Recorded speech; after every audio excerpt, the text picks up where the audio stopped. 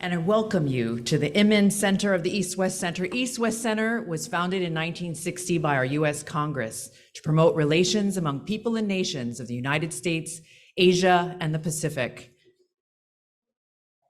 Aloha, and I'm Michael Bruno, Provost at UH Manoa, and I'm super excited to see so many students, graduate students, undergraduate students, and members of our community here. I also want to mention that we are online with students from the Republic of Korea and from Japan. They all got up really early this morning to join us, at least 5 hours, or 5 o'clock in the morning, maybe 4 o'clock in the morning. Thank you. I'm so grateful that you all could be here, and special thanks, of course, to our special guests today, Ambassador Rahm Emanuel and Ambassador Phil Goldberg. We want special thanks to Embassy in Tokyo, for those of you online who wanted to be here, and U.S. Embassy Seoul. And for this unique opportunity today, this event is an outcome of an historic trilateral summit at Camp David between President Biden, Japanese Prime Minister Kishida, and the Republic of Korea President Yoon. The first ever standalone summit of leaders from the United States, Japan, and the Republic of Korea. The leaders ushered in a new era of trilateral partnership cooperation to advance the security and prosperity of our people in the Indo-Pacific region and the world. It is now our honor to introduce our esteemed speakers. First, Ambassador Rahm Emanuel. Ambassador Emanuel has served as the U.S. Ambassador to Japan since December of 2021. Prior to his appointment, he served as the mayor of Chicago, where among his many accomplishments, he developed a comprehensive public safety strategy and secured Chicago's future as a global city. Ambassador Emanuel's passion for education is well known, and as mayor of Chicago, he increased students' access to education from pre-K all the way to college. In fact, he made Chicago the very first city in America to provide free community college. Ambassador Emanuel also served as President Barack Obama's chief of staff from November 2008 to October 2010. He was elected 4 times to the U.S. House of Representatives for Illinois' 5th Congressional District and served as President Bill Clinton's senior advisor for policy and politics. Ambassador Emanuel graduated from Sarah Lawrence College and received a master's degree in speech and communications from Northwestern University. And it's my privilege to introduce our Ambassador Philip Goldberg, who serves as a U.S. Ambassador to the Republic of Korea since May of 2022, and has a distinguished career in the U.S. Foreign Service, holding the rank of Career Ambassador, the highest rank in the U.S. Foreign Service.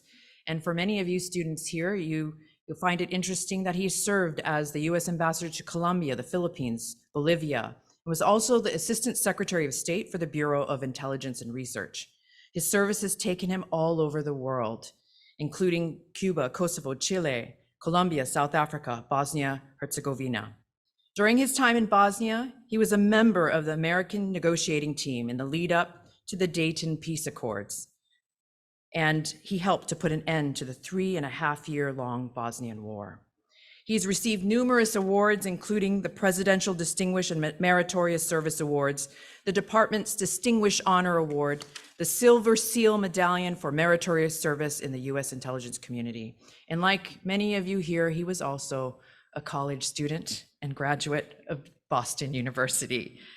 At this time, before I invite up the 2 ambassadors to take a seat at the stage, I just want to share and again thank each and every one of you for being here and being online, that we will have an opportunity to hear them both give some opening remarks. And then we will have our Vice President, Dr. Satu LeMay from Washington, D.C., moderate the dialogue along with Monica, who is a University of Hawaii student and also going to go into the Foreign Service. So very excited, and they will introduce themselves as well.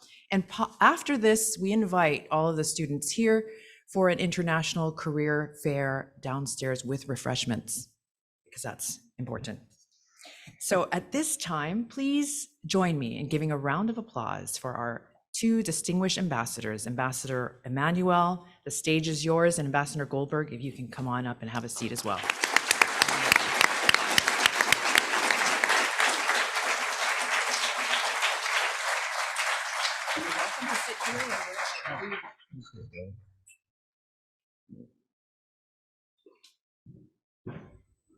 I haven't had this many people this quiet since my bar mitzvah, so I want to thank you.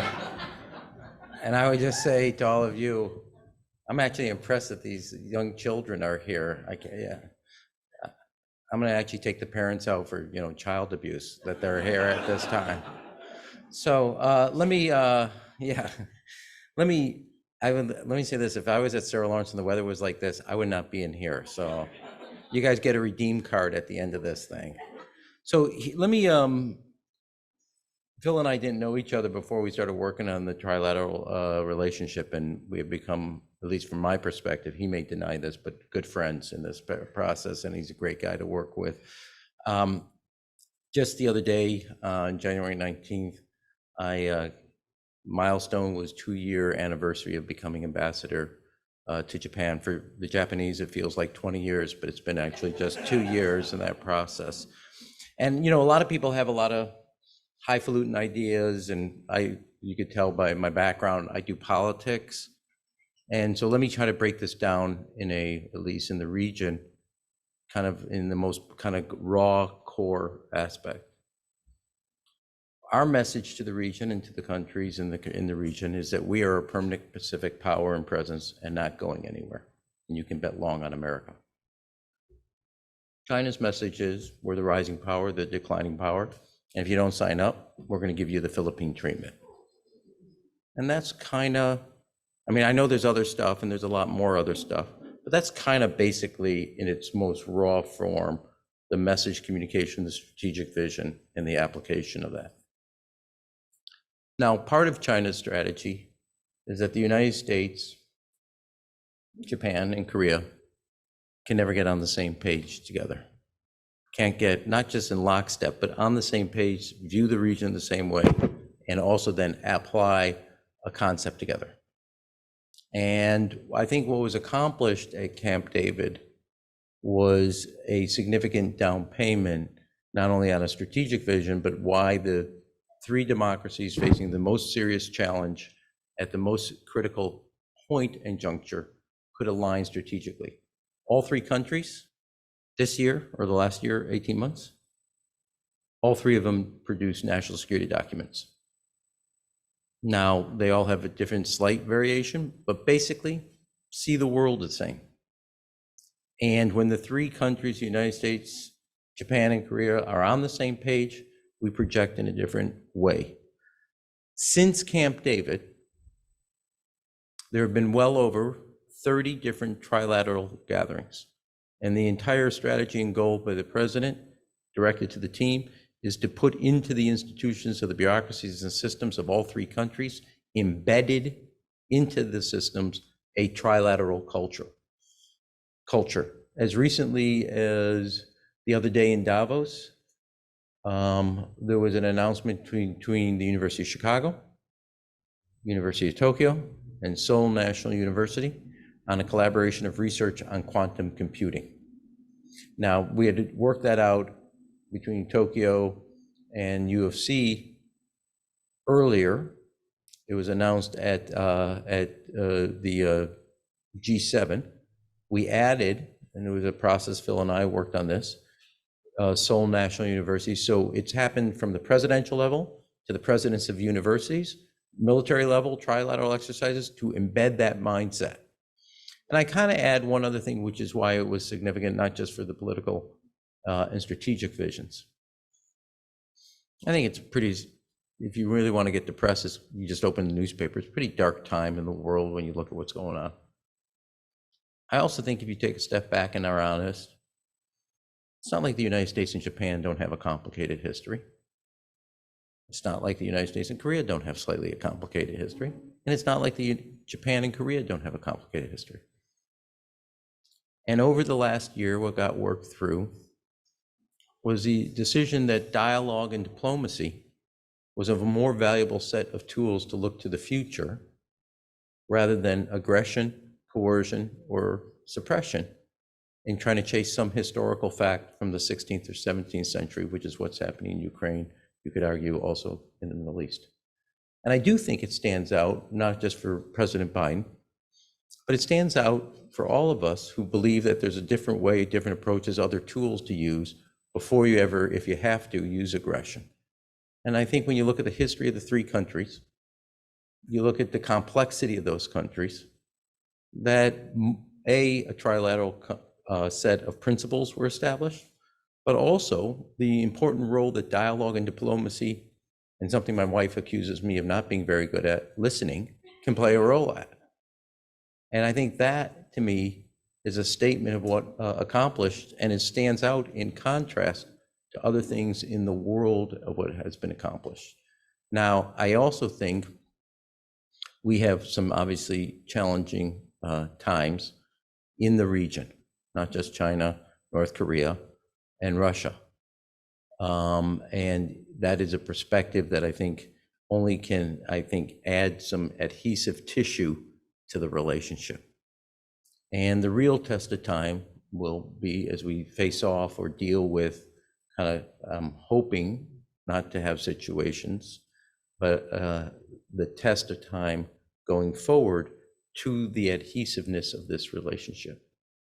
And I think that will bear fruit for all of us as we go forward. And I think that one last comment, if I could, before I turn to Phil, is a lot of times people think of deterrence only how many subs, how many aircraft carriers, how many surface ships, how many jets. They never really take a 180-degree view of deterrence and the credibility of that deterrence. And I think when you evaluate in history the Camp David principles, it added a level of deterrence to our collective vision of an open, free Indo-Pacific, and one where peace and prosperity has a greater chance of being spread rather than not. And so the diplomatic front is part of deterrence. And I think on August 19th in Camp David, there was a significant day forward for that type of deterrence. Thank you.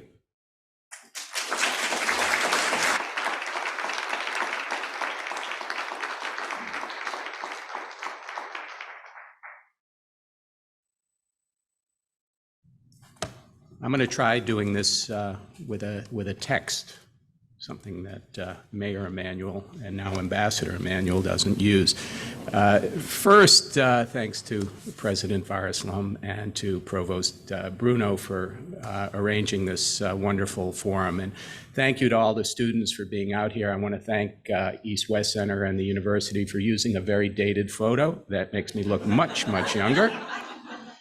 And to my good friend Rahm Emanuel for being here with us as well. He proves the point that there is a reason that we have politically appointed ambassadors as well as career ambassadors, although I'm for the latter much more of the time. You heard from Ambassador Emanuel about the strengthening and broadening relationship that is underway trilaterally between US, Korea, and Japan. And it is one of President Biden's and this administration's real key priorities. And it's meant taking a historically important relationship with both countries and turning it into something that is much bigger. In the case of Korea, it means turning what was based on security cooperation historically into transforming that relationship into a much broader, globally oriented partnership. Together, we're tackling emerging issues such as the substantial investments in batteries and semiconductors, the very technology that will power the future green economy.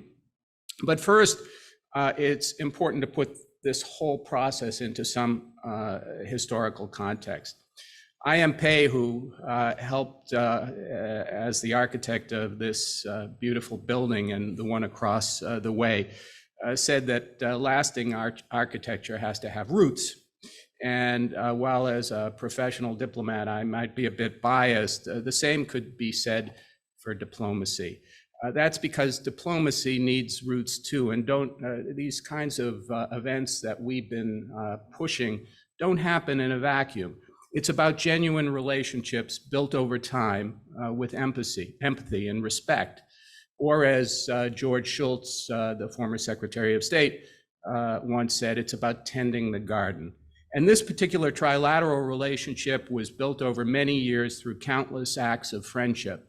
And friendship between the countries and the governments, but also between the peoples of the two countries. And at Camp David, at the Leaders Summit last August, President Biden, President Yoon, and Prime Minister Kishida unveiled a roadmap on how we will work together to tackle the challenges of the 21st century, a new direction firmly based on that enduring friendship.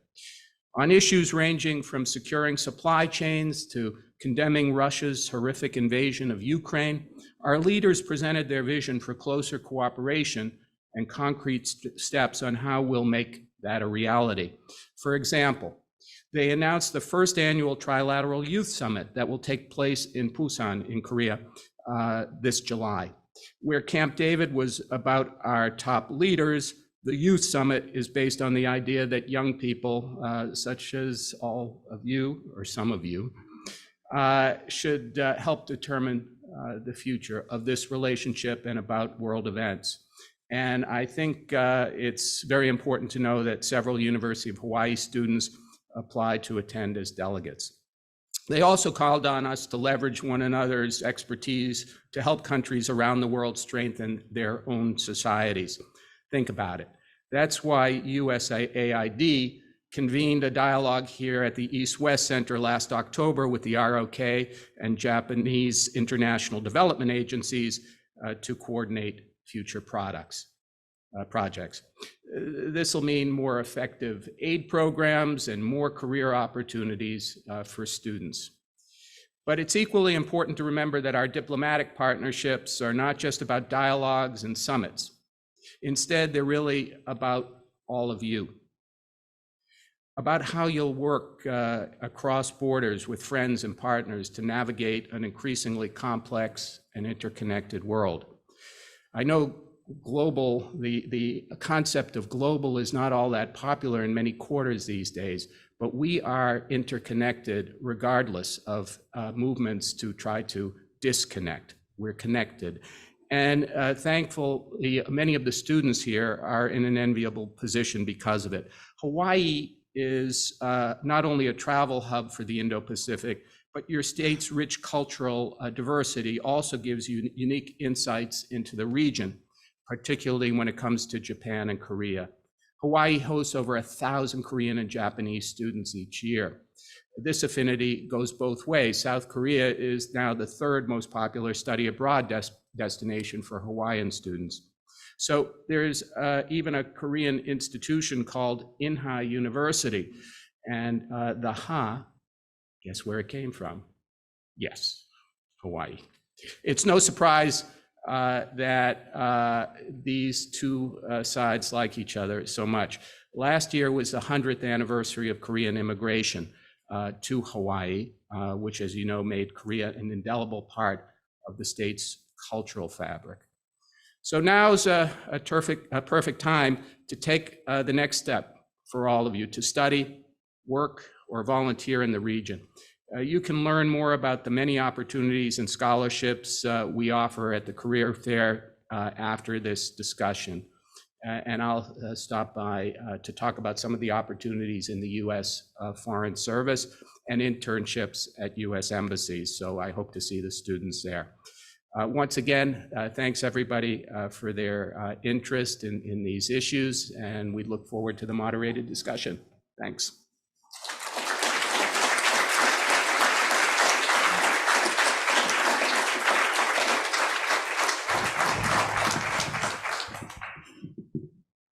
Well, good morning, everyone. My name is Satu LeMay. I'm the Vice President of the East-West Center, normally based in Washington, D.C. But Susie, through her good graces, took me away from the snow to be here this week. So delighted to be here.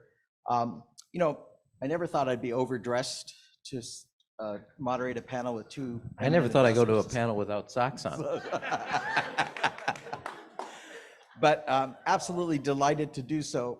And I just want to flag three things that we're doing at the East-West Center that really predate even the Spirit of Camp David Trilateral, just to show that a lot of things are going on the ground amongst civil society that support the efforts of our distinguished ambassadors.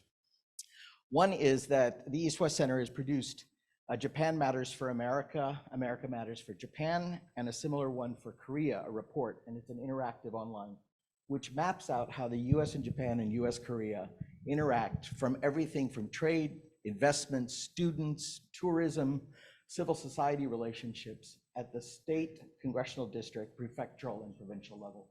And it's a real great way of highlighting not only the international relations diplomacy element that Ambassador Goldberg so much represents in his career, but also the political importance of these relationships, so ably represented by our ambassador in Japan, Ambassador Emanuel. Second is that the East-West Center will be hosting, with the support of the two embassies, a Global Youth Trilateral Forum in Busan, July 11th through 13th, of the Trilateral. But we will also dock on there a few students from Southeast Asia and a couple from the Pacific in order to show the reach of this trilateral and how it can create the interconnections that Ambassador Goldberg. And finally, not too long ago, we hosted the National Security Councils of the US, Japan, and ROK here in Honolulu to discuss economic statecraft and technology transfer. So I just wanted to flag that this is really an important elevation at the diplomatic and official level. But the East-West Center continues to service this trilateral relationship and the two key bilateral relationships also. Now, the two ambassadors have spoken, so the questions I typed up are useless. So I'm going to just ad lib and call audibles. The first one I really want to pose to you is, this is momentous given the complex histories on all three dyads of this relationship. And so we've kind of breached that historical, and we've established this new baseline that the trilateral can meet. But we also have changes in politics in three countries. We have elections coming in three countries. So one issue is You've noticed. I noticed that we might have something coming up this year as well. So I was just wondering, how do you give this legs in the run-up? I mean, the National Assembly elections are coming up in Korea in April, for example. So how do we sustain? I think that the real import of the Camp David agreements, if you look at them, is that we believe they are enduring and that they contain so much content and so much logic, quite frankly, for the three countries that they'll endure. That doesn't mean that there will be different shades of influence on them by future governments. In Korea, there is an assembly election, but the president is really in a presidential system in charge of foreign and defense policy. So President Yoon has shown a great commitment to the trilateral effort.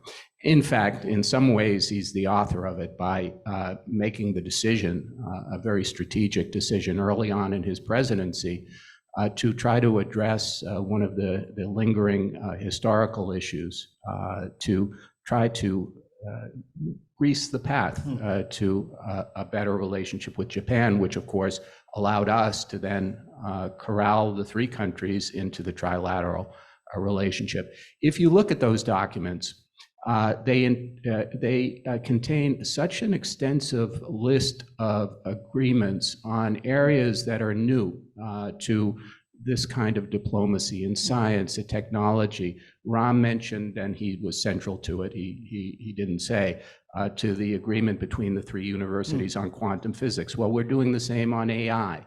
We're doing the same kinds of things on cyber. We have agreements on supply chains, on issues that are crucial for our economies. We have leader summits and meetings between officials, top-level officials at all levels as the year goes on. So I think there's enough contained in it that, and the importance of it is so obvious that there's so much more, as Rahm said, that we can do together than we can do separately. So that's the idea, and so I think that political wins will not blow this over. This is too important, and I think it's recognized more and more by the publics in each country. I'll be three quick things. One, it goes, I mean, it's obvious, so I'll say it, which is obviously North Korea, China, and Russia have the impact. That's a trilateral and of its own note, where I think the modus operandis are about aggression, coercion, and suppression, where ours are obviously about deterrence, diplomacy, and development. That said, that the opposition does have its ability to create its own cohesion among the three. That's on the kind of external factor. Internal, since obviously this is a center, but obviously there's going to be talk later on about, I noticed you invited Phil to the students. You didn't want me to talk to the students. No, I'm joking. I don't. You're most welcome. No. I don't want him to go into politics. That's I right. want him We're to go trying to into encourage him into a diplomacy. career of making a difference in the world. I would have a negative impact on that. But I actually, as somebody when I'm working for 3 presidents, I don't think it should be lost on anybody that because of President Biden, you know, when you have trust, you're going to go farther than you normally would. If you don't have trust, you're going to do the bare minimum. And as I mentioned the history, which is obvious, I think the trust in the United States and the trust in President Biden made each country go, and each leader rather, and their political systems, which have their own resistance. I mean, it's not, we have ours. Just go a little farther, go deeper. And when you have that kind of security, that kind of trust, that kind of safety, you're going to stretch yourself. It didn't happen for 50 years, 60 years. Camp David was really a milestone where August 19th was different than August 17th. And then the third piece, and Phil and I had worked on this individually trying to convince, we had our own resistance. And we had both externally in the United States, but also in our own political systems where we were based and working. And without saying who I had this conversation with, I said, look, man, exactly in that term, look, man, you know, K-pop is like the most popular art form in Japan. And in the Korean restaurants, it's like a long line to get there. So you might be right about your view about the resistance, but that's like another generation.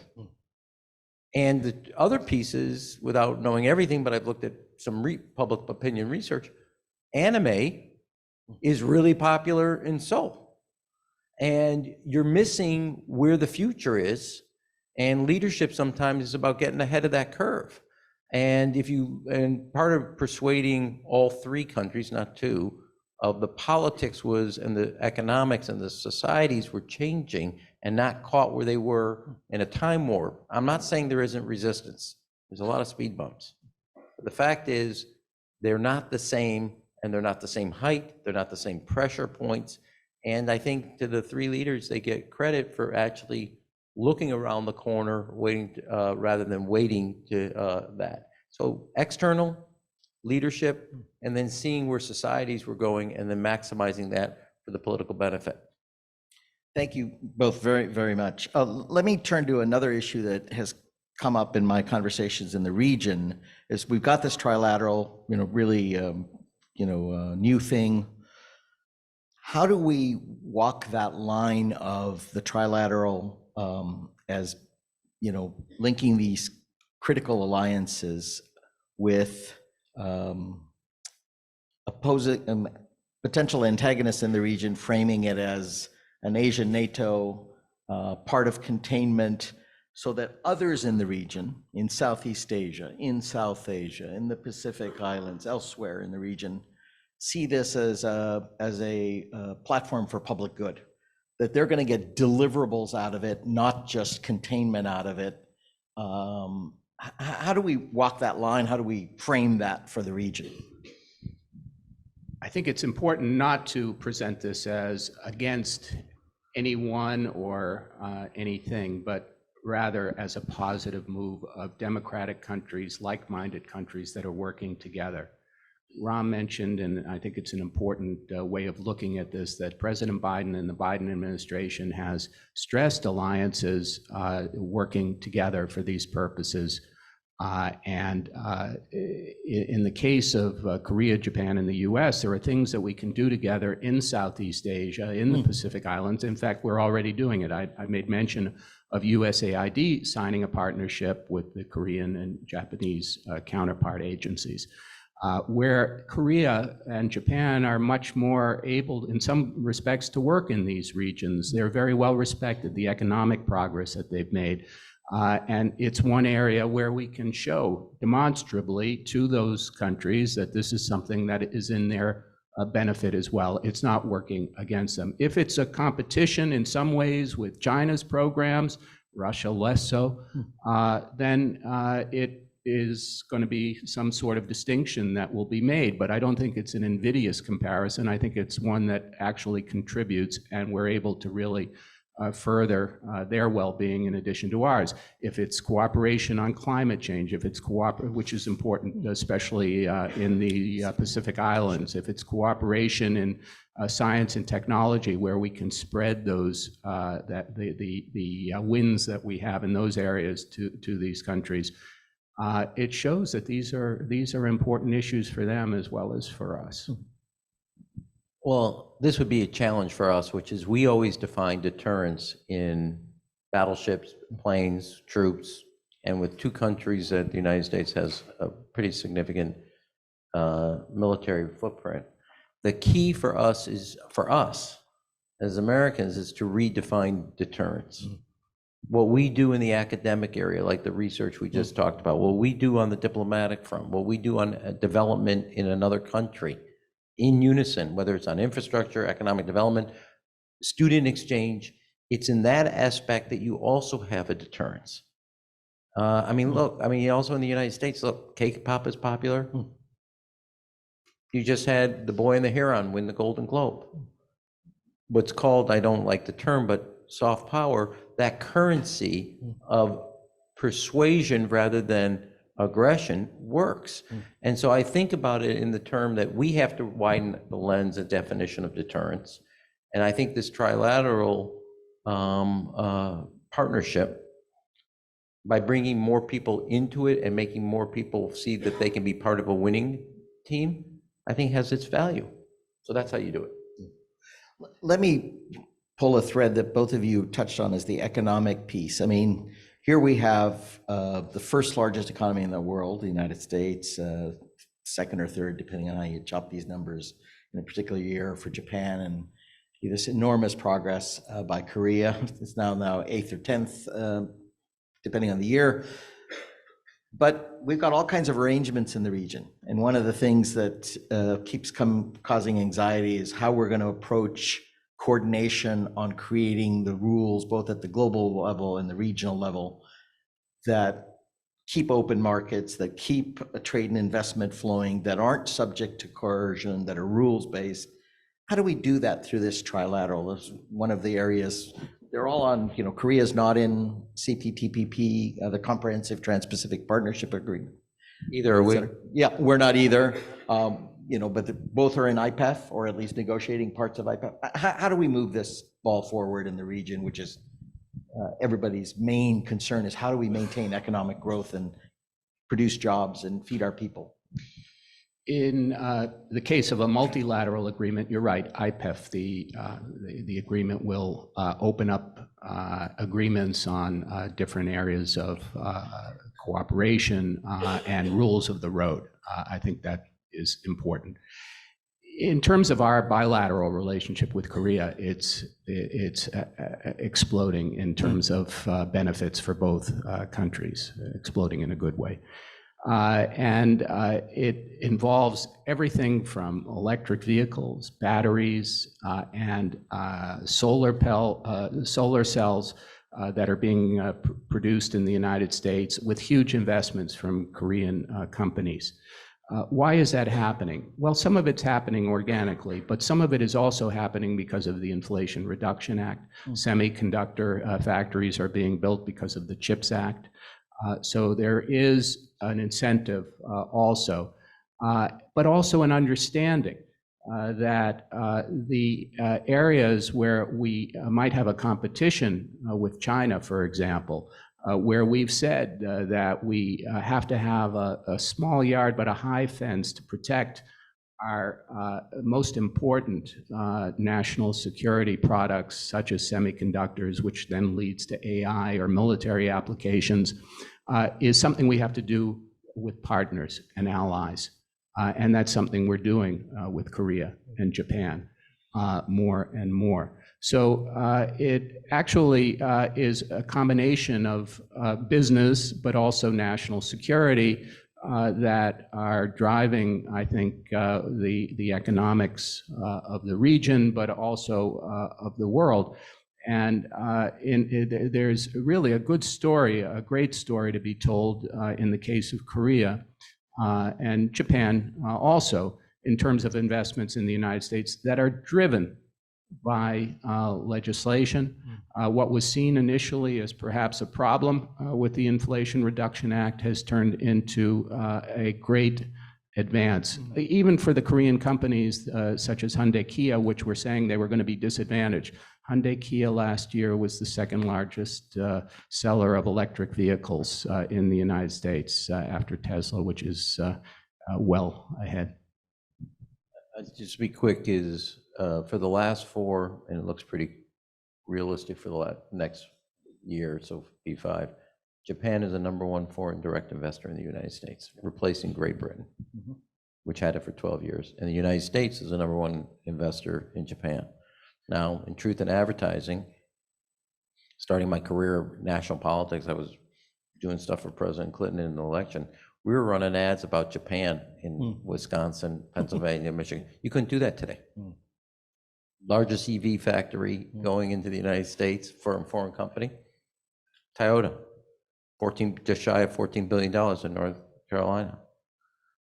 You can look at it, Panasonic, that makes a battery for the Tesla, just opened up another $5 billion facility in Kansas, are building it right now, can employ 20,000 people. I mean, you go throughout the United States like that. Honda in Ohio is working, a Japanese company is working with a Korean battery company for the EV facility for them. I think that the economics is there. The trade is, the commercial, what I call statecraft, is there. If you say trade, everybody kind of puts their Braveheart paint on, and you can't really have a serious discussion. So the economic statecraft exists.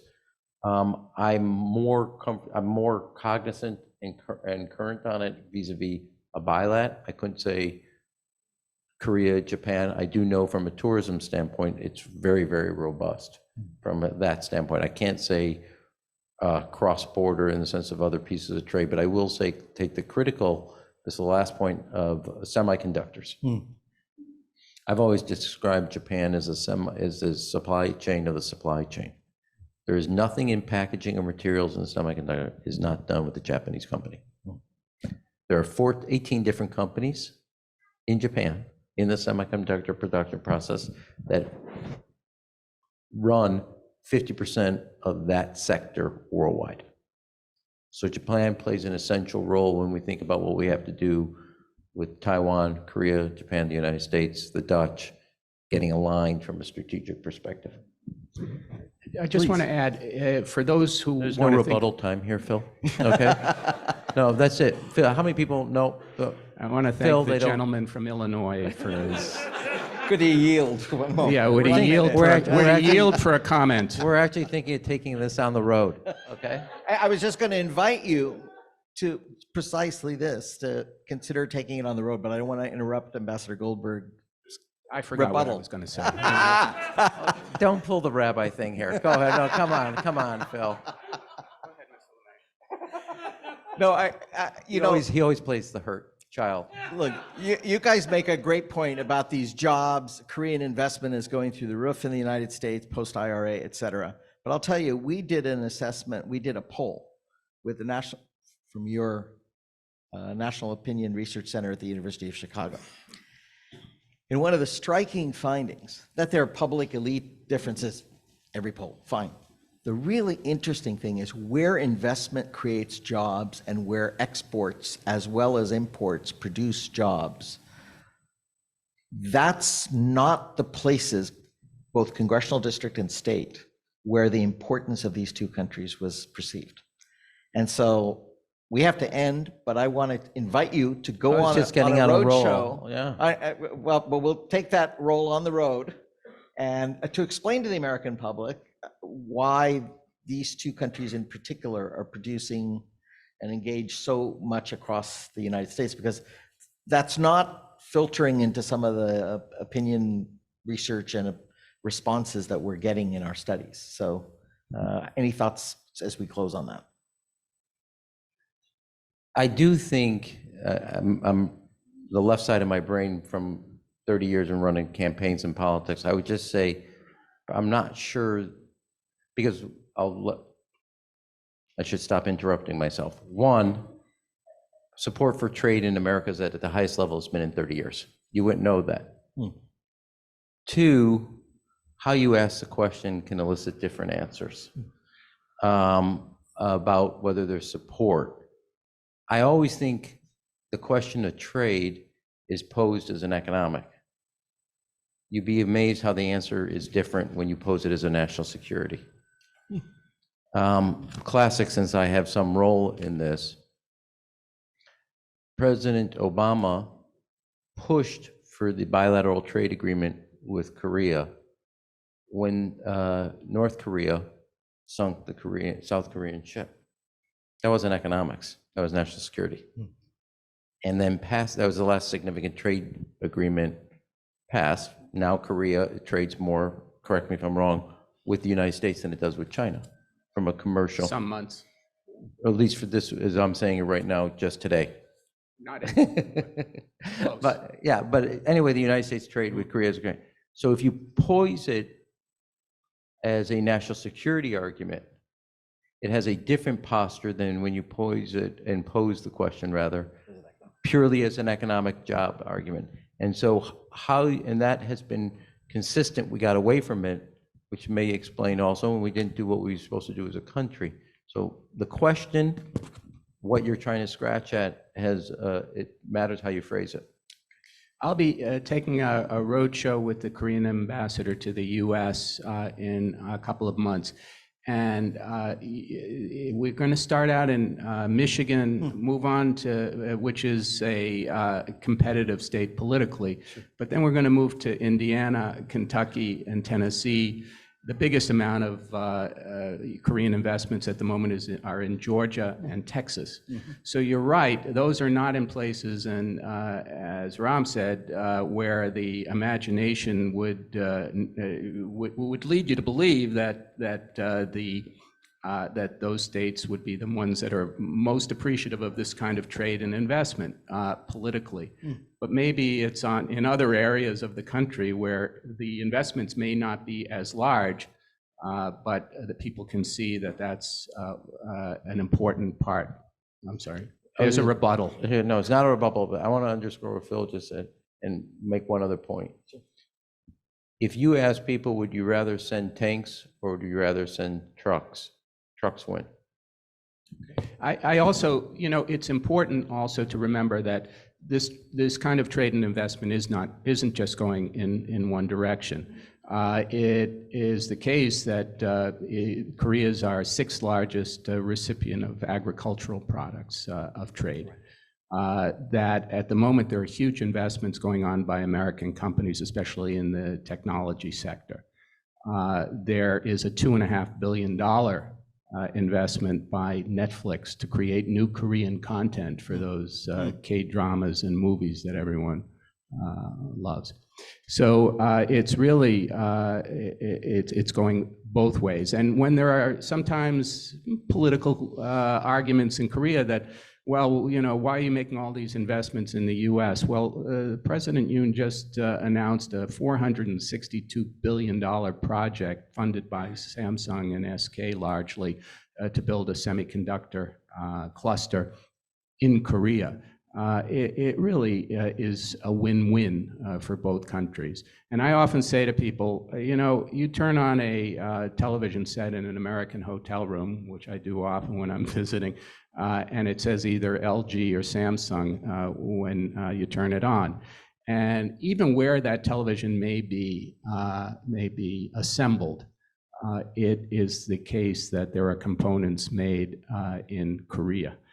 Or Malaysia or Vietnam. So there are jobs created. This is why this is so important for the students here and their futures, that there will be opportunities because of this kind of cooperation, because of the bilateral and trilateral cooperation. Thank you, ambassadors. Well, speaking of students, it is my absolute pleasure to introduce the moderator for the Student Youth Forum portion of this program, and that is Monica Orillo. She's a MA student here at UH Manoa. And what's really outstanding is someday she's going to be sitting in this chair, hopefully as an ambassador of the United States, because she's been selected as a Pickering Fellow and is joining the A100 class of the United States Foreign Service this September. So Monica, over to you. Thank you very much. Yeah. Great to see you.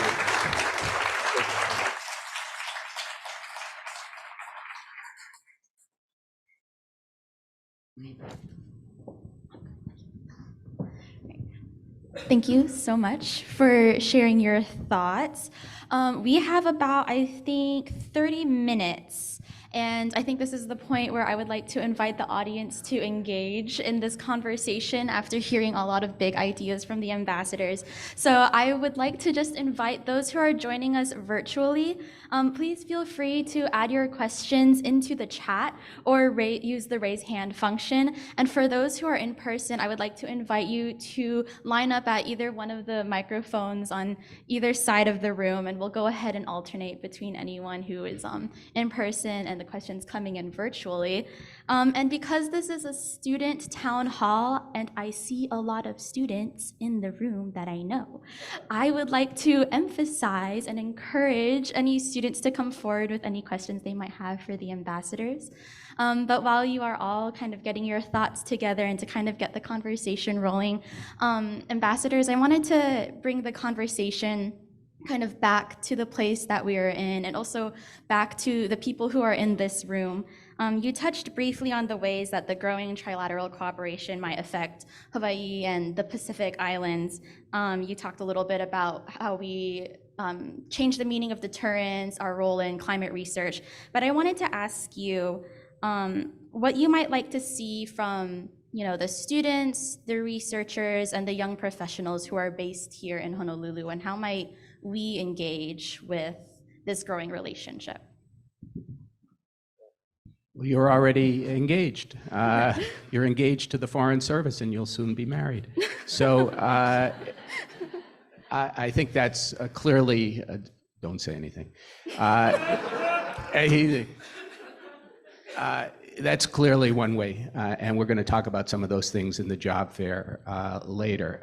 This is the entry point for the Indo-Pacific. When I served in Latin America, we used to go to Miami for our regional conferences. It's kind of the second or the large capital of Latin America. Well, this in some ways is where we always come with our Japanese and Korean colleagues for meetings, and the Indo-Pacific Command is here. So you have that entry point into the region.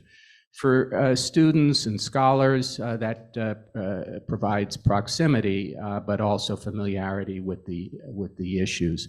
So I would just urge, there are all kinds of opportunities. Obviously, they're not just in the Foreign Service, but there are other opportunities as well for knowing more about the region, becoming engaged in it. And much of that is academic here, academic study. But when we talk about economics and business and There are other great careers in NGOs and doing good in the region. And in addition to doing well for yourselves, there are many rewarding ways to grab this. And so I encourage it. Thank you. The only thing I would add is, I mean, I wouldn't worry about anybody in this room. I'd worry about the people outside the room. And if you're here on this gorgeous day, you're in the temple already. It's the people that are not in the room, understanding the kind of importance, and I don't mean just foreign service, although I didn't make a career of it like Phil has, and his basis around the world and what he's contributed so much. But there's a lot of different ways to serve. And I'm going to get out on a tangent for 1 second. Since I wrote about this in 2005, have a child in the Navy. Everybody should contribute something to their country. Everybody should give 6 months at a minimum to re-identify what our foundation is as a country, and to celebrate our diversity, which we have a lot of, which I'm 100% for. You can't do that if you don't have a foundation to work off of. And so I think whether it's in the foreign service, whether it's with the climate change NGO, whether it's working on international trade across boundaries, you have an obligation as a citizen to give something back. It doesn't mean it has to be to a country, although I'm for that, but it should be towards something international, because I think having just come through COVID, we found out certain things about that our world that can't just be held by boundaries anymore. And not only can't be held, the solutions to them, during COVID, we all learned from each other how societies, communities, families were dealing with that. So I'm going to stop there because I can go on for hours about it. But there's a lot of different ways of putting your thumb on the scale, tipping it towards justice and towards betterment. Government is one way, but there's a lot of other ways to do it. Mahalo, ambassadors, for your thoughts on maybe how we as young people have an individual role in kind of, that core of people-to-people diplomacy that we like to talk about so often.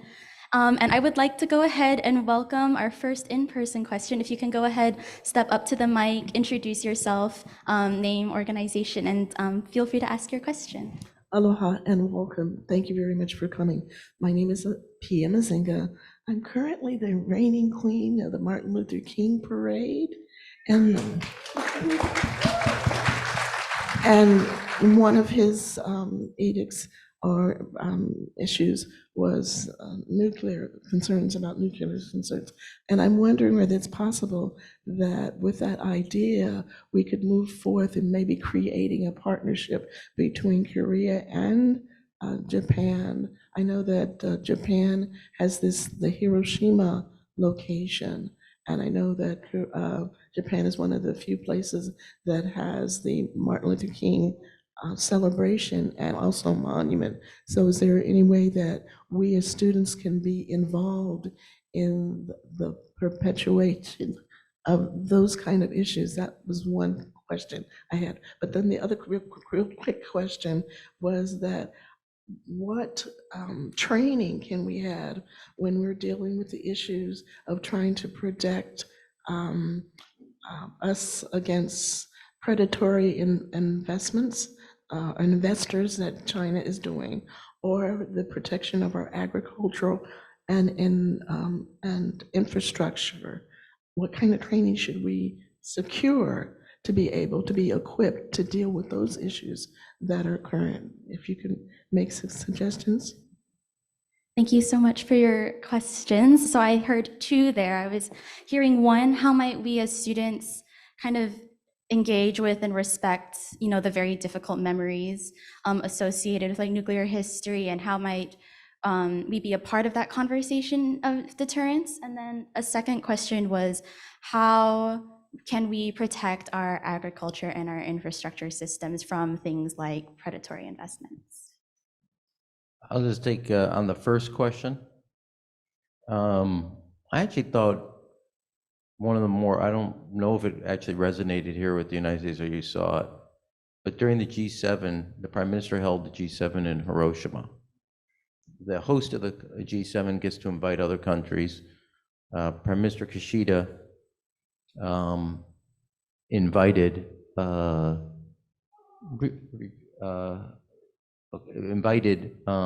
there you are, a number of countries, of which he invited the president of South Korea. And the opening ceremony was all at the Peace Museum in Hiroshima. And the G7 country and leaders in EU took a tour. I actually thought the most powerful, one of the, my judgment, most powerful picture of that week wasn't the heads of states, etc. Was there's a part of the Peace Museum that's dedicated to the Koreans who died at the bombing. Not just the whole Peace Museum, but a section. And the Prime Minister accompanied President Yoon when he was visiting to that part of the museum, commemorating, memorializing, and recognizing that not only Japanese, but Koreans themselves who died there. It was if you Google it and you can't sleep tonight, which I can never do, you'll see this picture from that. And I thought it was one of the most touching parts, because part of what we were talking about from a diplomatic standpoint was getting past histories, getting past boundaries and pressure points on this relationship. And it was a personal gesture by the Prime Minister to accompany the President of South Korea visiting Japan with all its ramifications. And I thought it was an incredibly powerful picture of reconciliation, which has for the Japan-Korea relationship, has a different kind of trade or going back and forth. To agriculture, that's a much longer conversation about how do you ensure that when we think of supply chain, we think of labor and environmental standards, that agriculture is a key part of that kind of production discussion. And we have to do sometimes even a better job on that. Thank you so much. Ambassador Goldberg, do you have any thoughts? On the nuclear issue, in addition to that very moving moment that Rahm described, both at Camp David and in our bilateral agreements with Korea during the state visit by President Yoon, the emphasis on the nuclear issue has been non-proliferation. Something that South Korea agreed to in the Washington Declaration, which, by the way, also set up something called a nuclear consultative group. That nuclear consultative group is about extended deterrence, about making sure that the Korean people, the South Korean people, understand that the United States nuclear umbrella covers them as well as our own country as an ally. And it's an important concept. It's not one that's threatening. The threats are coming from North Korea. The provocations are coming from North Korea. The idea of using nuclear weapons is almost in the daily conversation coming from Pyongyang.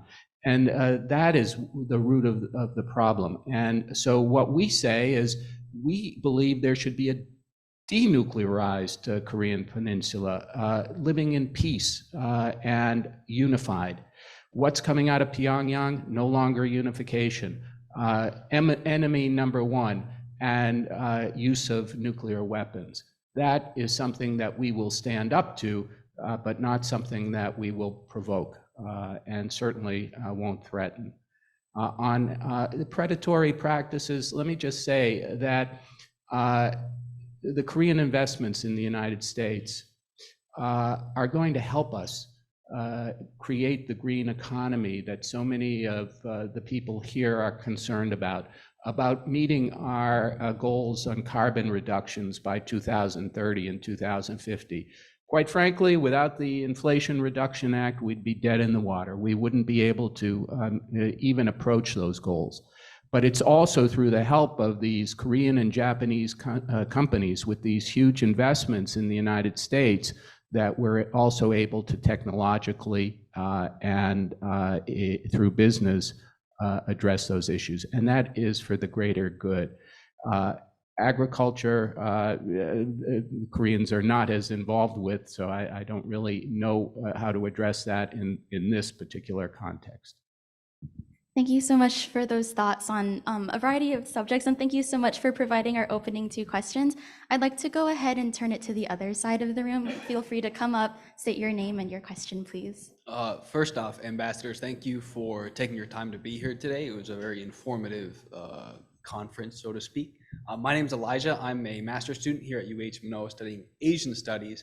And earlier you talked about Camp David and how even Ambassador Goldberg, you praised President Yoon for his ability to kind of initiate this process by stepping around some of the speed bumps that are in the Korea-Japan relationship. So I was wondering if the two of you could talk about the future obstacles to the U.S.-Japan trilateral relationship and how to navigate those obstacles. Thank you. You want to go first? Go ahead. Okay. Well, two things that I think I would just, if I could, make an observation. And this is, in many, many different scenarios, we've had conversations, trilateral, bilateral, etc. This is just one standing back, listening to the conversations, trying to hear. One, we think, as the United States, that trilateral exists, and then you have these bilateral relationships. I mean, if you listen to the Koreans and the Japanese, they think you have these bilateral relationships that create the foundation for the trilateral to exist. And it just, now you end up in the same place, but your point of origin of where you start is totally different. And I think that's kind of really, really important. Two, I don't want to put words in Phil's mouth, but I will say, actually the year really building up, because there was really a final year going, nobody really a year ago thought of Camp David, but we had these massive trilateral gatherings at multiple levels, over 50 of them over a year, from the president, Secretary of State, Secretary of Defense, etc., without kind of Camp David, mainly building trust, confidence, dialogue, etc. The one thing we actually, as the United States, that I think did a great job, besides creating the format for the trilaterals, was actually not trying to insert ourselves. The biggest, I wasn't here 20 years ago, 10 years ago, 5 years ago, when everybody said, oh, you can't do this, it's too hard, et cetera, et cetera.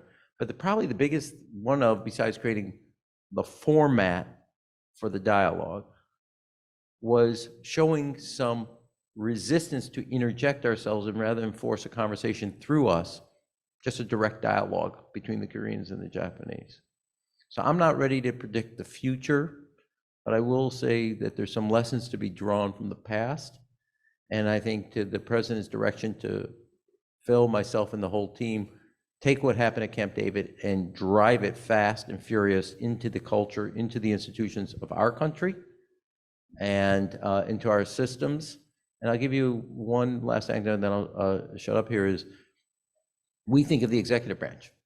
We're now working on a trilateral on the legislative branch, a trilateral baseball process, building things that you don't normally look at. Why should it just be dependent on the executive branch or the agencies and departments?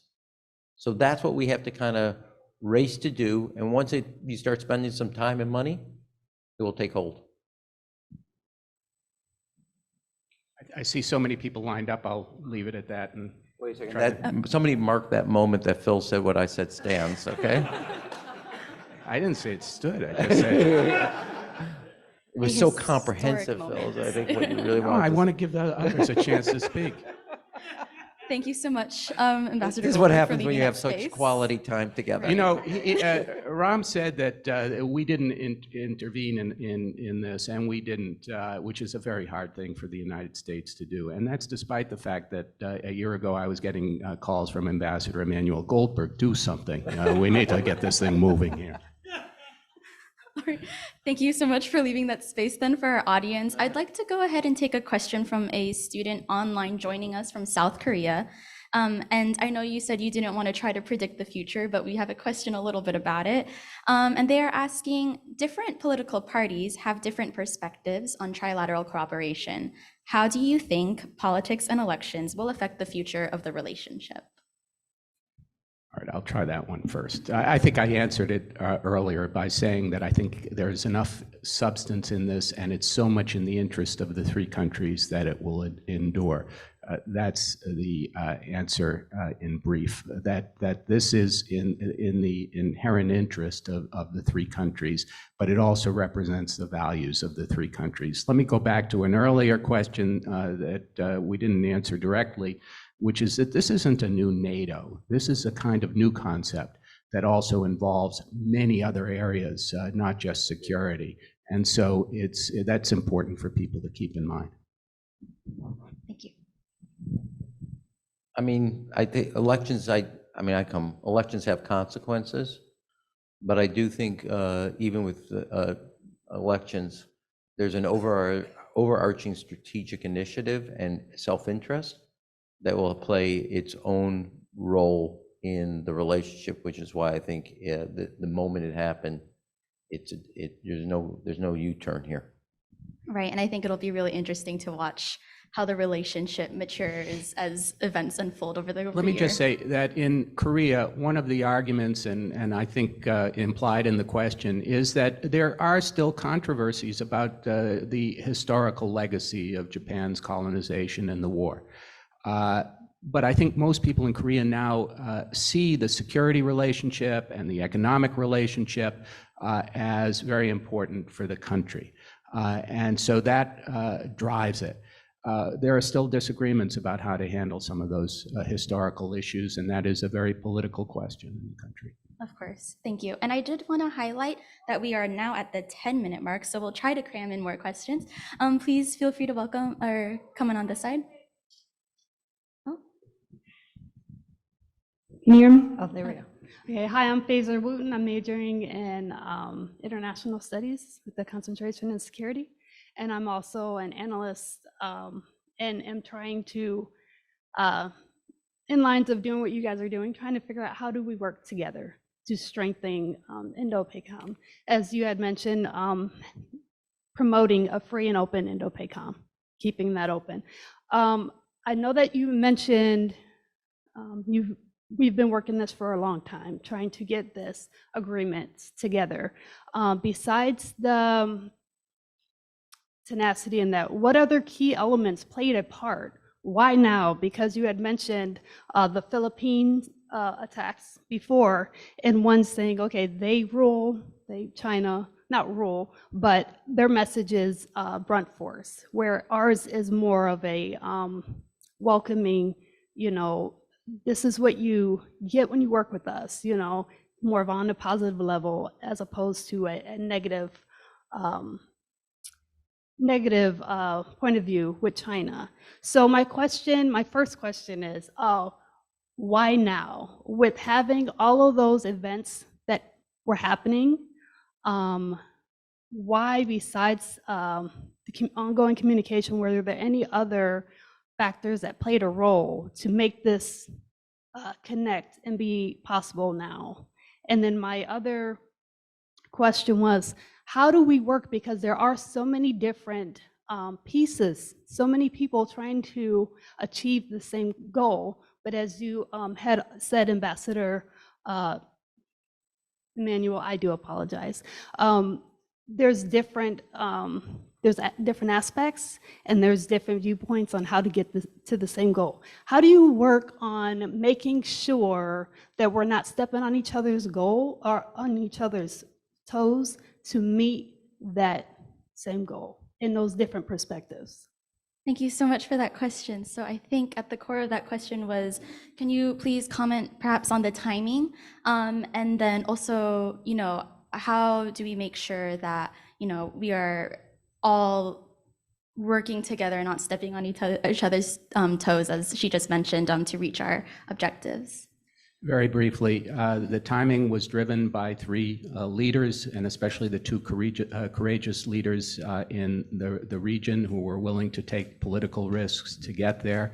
But it was underpinned by the people-to-people business relations and longstanding history, in part driven by the United States and our historic relationships with both countries. In the interest of time, I'm going to stick by what Bill said. Okay, wonderful. Thank you That's so the much. first time. That too will be memorialized. All right, thank you. And I know we are getting a little bit crunched for time, so I'll go ahead and move How on to about the do next this? question. I mean, Oh, we'll do this, but, I mean, I'm not going to speak for Phil, but I think I will here. We'll stay behind, and I know people have lined up, and we'll try to answer everybody's questions, okay? all right, thank you. Feel free to ask on the next slide. Thank you both immensely. My name's Nikhil Stewart. I'm an undergrad studying religion and political science. This summer I had the opportunity to go to Washington, work in the Senate, and I was able to go to the first committee hearing on artificial intelligence and human rights. My question is, how do the three countries plan to be responsible in regards to human life, surveillance, defamation, fake news, things like that? Yeah, juxtaposing, sort of China's intentions and goals in private entities. We're working very closely with both governments. I can speak more specifically about what we're doing with Korea. In fact, I just met this morning with the head of our global response unit at the State Department on misinformation, disinformation. We work on cybersecurity with them and with a budding relationship on artificial intelligence too. And there are worldwide efforts to exchange especially ideas, information, and agreements, hopefully, on how to control, how to use the good aspects of artificial intelligence with those dangers that exist. And that discussion is starting now. So this is a very robust conversation we're having with the ROK. I'm just going to add, in the interest, we have to, as I'll say, as Americans in the United States, I mean, we have to realize that a lot of our strengths of openness, our diversity, et cetera, are being used against us. And we have to find ways where we can strengthen the things that tie us together rather than accentuate the things that accentuate our differences. And we have many differences. And we don't have that yet. We're figuring it out as we run. And I think the best way to deal with AI, human rights, et cetera, is how to make sure that the assets that we think are assets stay assets, like being an open society and accepting society. And we're a work in progress. Thank you so much for that reminder that we are all a work in progress and democracy is very much an ongoing I said Phil was a work in progress. I didn't say all of us were. I feel very content with myself, okay? All right, so we You can see, all he's take that new as to we like it. diplomacy. I'm ready, this whole diplomacy things, I really, it's taking it like a natural, like a fish to water. All right, wonderful. In an attempt to squeeze as many questions in as possible, I would like to ask everyone to please limit yourself to one question and try to keep it brief, but we would like to hear more questions from the students. Thank you. My name is Colin Casey. I'm a freshman at Hawaii Pacific University studying diplomacy. Without the pressures of China, the war in Ukraine, and other factors, would the US, Korea, and Japan be able to overlook past grievances and cooperate with one another? The short answer is yes, because while I did say, and I still do believe, the external factors, you're not immune or ignorant of them. But one factor I didn't say, and I want to, that I think is really important. We talked about President Biden leaning in, showing some leadership. First, Prime Minister Kishida, longest serving foreign minister prior to being prime minister, helped negotiate the 2015 agreement. So he had spent political capital already on the Korea-Japan relationship and didn't want to see it just go dissipate.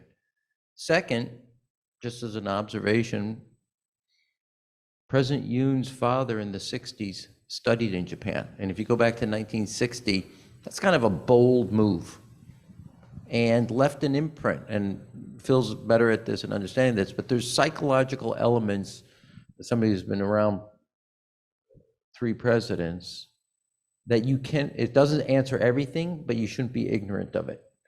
And this is also something that President Biden had worked on as Senate Foreign Affairs. So when you look at the dynamics of society, you look at external factors, you look at national security interests, and then you look at these personal elements of all 3. I think they can, when you put them together, they created the puzzle. Does one of them, removing them, eliminate it? No. Does it have an impact? Yes.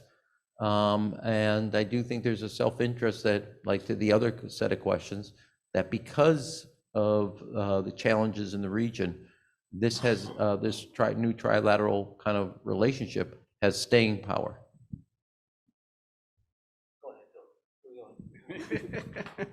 No, you covered it. You covered it, Ram. Thank you so much for a thorough response to, I know we're quick on time, but if the next person on the other side could please present your question. Hi, thank you so much for your wonderful presentation. I'm like very excited to see like someone who actually I see on TV oftentimes are here right now. Anyhow, my name is yeah, my name is Toki. I'm a history PhD candidate at this institution. I look at U.S.-Japan relations, mainly on nuclear diplomacy, and post-war history of Japan, mainly on northeastern Japan. And my question is, as humanities and social science majors, such as myself and many students here, undergrads, master student, PhD candidates, postdocs, what kind of ways to contribute to this sort of longevity and the sort of development of trilateral corporation? And sort of a side note question to that is that I recently became a permanent resident of the US back in 2022. And so I would like to know, like, since also there are many international students there, I would like to know how can we, recent permanent residents and international students, can also contribute to that cooperation. Thank you. You know, one of the things that, I'll be quick, I used to pay lip service to, and I didn't fully appreciate, was the student-to-student exchanges and how important they are.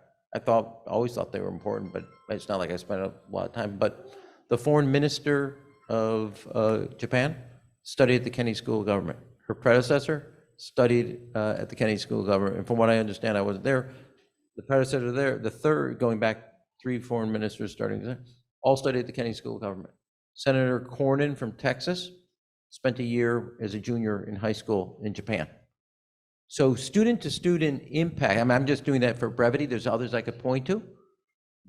I mean, Prime Minister Kishida was, when his parents were overseas working in America, went to school, great student.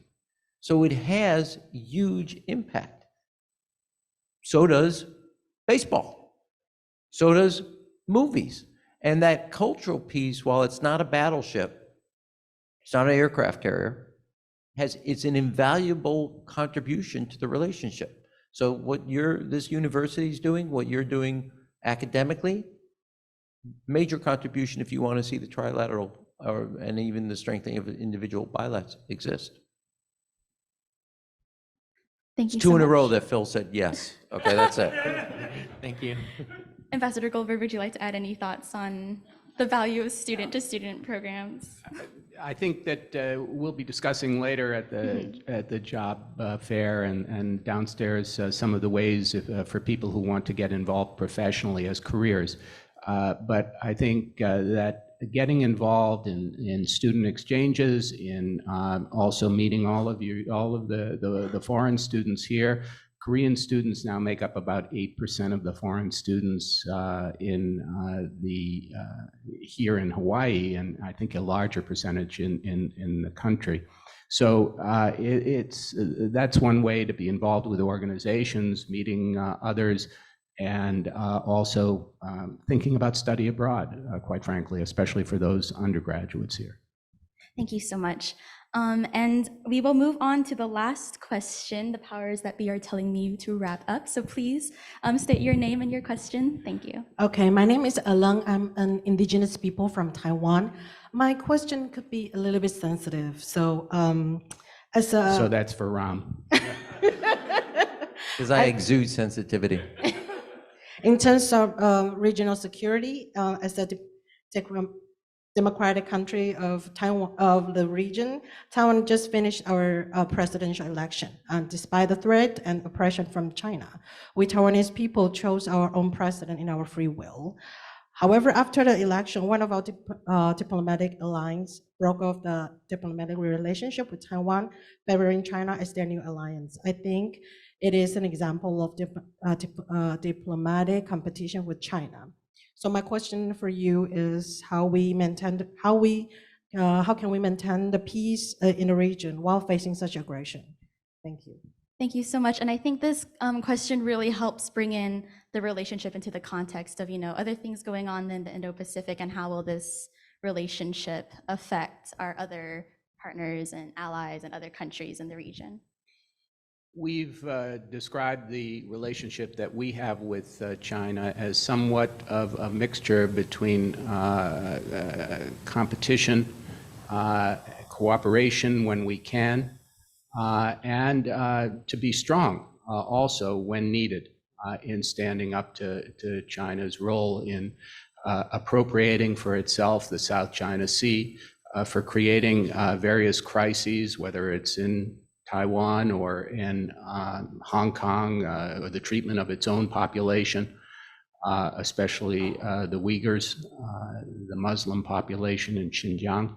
So we make that clear. And it's part of, in addition to what we described earlier as the Biden administration's interest in building alliances, of which the trilateral is one element, there's also a desire to help highlight the differences between democracies and how they act and how we act, and authoritarian governments. And that's very much on display in Taiwan. So what we did, even though we were one of the countries that now over 40 years ago recognized the People's Republic of China as the government of China, we nonetheless had congratulated at the Secretary of State level the people of Taiwan for an exercise in democracy.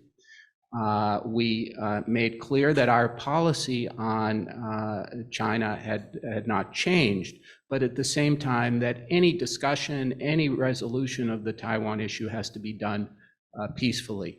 And that can involve cutting off the shipping, which might represent 40% of the world's trade through the Straits of Taiwan.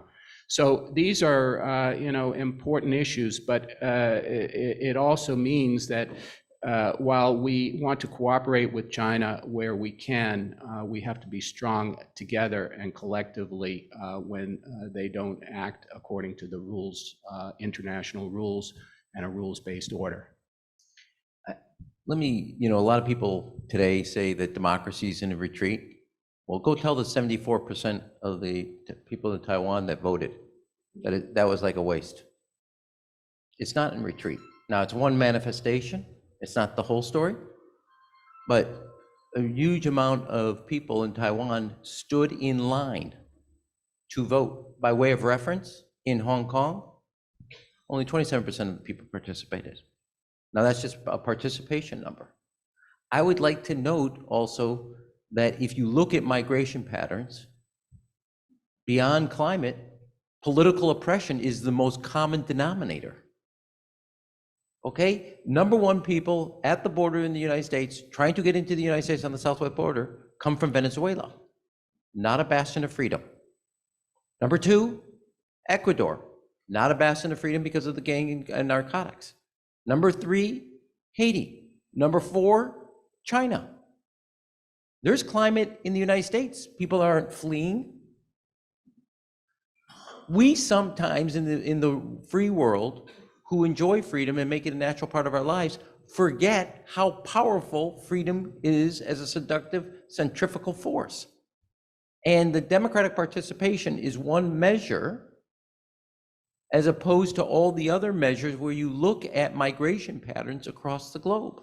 People will sacrifice, people will suffer, people will struggle to give their children a chance at something better tomorrow. And those of us who enjoy it and take it for a given should not forget that. And so To me, the election is one piece of a larger mosaic that if you look at, there's a set of what is common between the young men of St. Petersburg and Moscow and the kids in Havana. They're both trying to get out. They're trying to go to a place not only with a better economic opportunity, better political freedoms. And those of us who enjoy it shouldn't forget what people will do to be part of that. And it's really powerful. We have good days and bad days.